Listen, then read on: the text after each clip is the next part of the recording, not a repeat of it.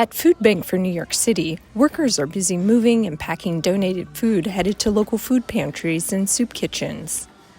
We are one of the largest hunger relief organizations serving all 5 boroughs.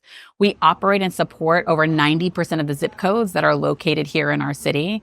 And we do that through close partnership with over 800 nonprofit partners.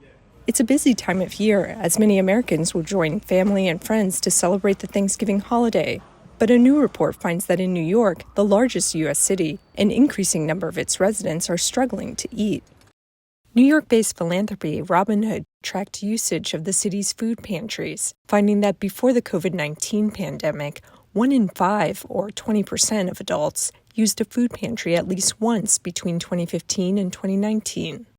That has jumped to 31%, or nearly 1 in 3 adults, in the year since. The face of hunger has also changed, Tisdale says. What we see now is that more and more working families are visiting local food pantries and soup kitchens. And actually, the smallest percentage of those visiting soup kitchens or food pantries are homeless men. There's this false mentality like, oh, these folks just want a handout, when really, I think people are really struggling to just make ends meet. Many are employed, according to the Robin Hood report, which found that 2 in 3 New Yorkers who visited food pantries were also working.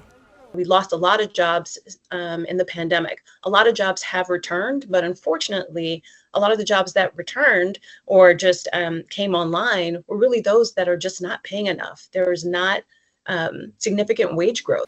Wages aren't keeping pace with other major costs, adding to New Yorkers' financial burdens. Because of all of those mitigating factors, now New Yorkers are finding it harder and harder for $1 to stretch as far as it did before.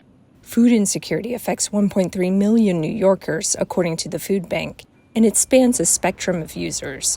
For some households, pantries are critical. For others, a preventative measure.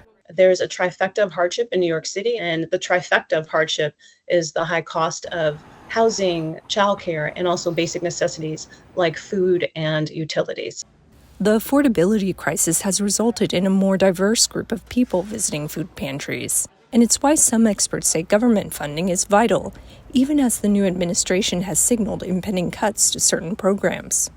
This election came down to kitchen table issues, and food is very much so a kitchen table issue. And this is an opportunity for the incoming administration to really bolster the safety net and to make those investments. Otherwise, Alphonse says, the food pantries will likely attract even more people in need.